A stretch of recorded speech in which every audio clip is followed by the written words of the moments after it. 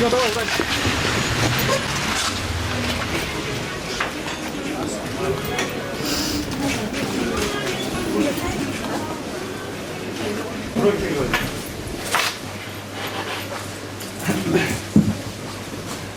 На стол.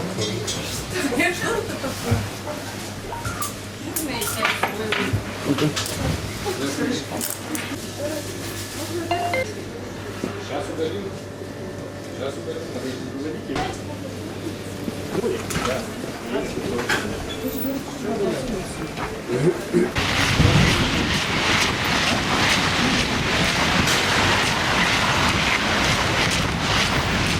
Полностью представьтесь, как вас Меня зовут? Джазбек Кинжиевич зовут.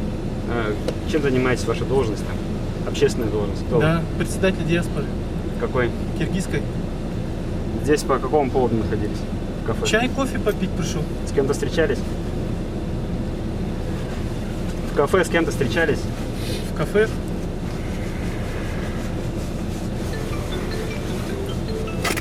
Да, встречался. С кем? Не помню я с кем. У ФСБ, да? Почему не пригласили телевидение, там, я не знаю, средства массовой информации, это такой резонансный, общественный резонанс идет. Все пакеты документов. Штамп когда стоит?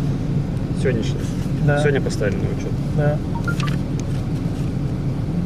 Тутаев, Анарбек, это кто такой? Это хозяин.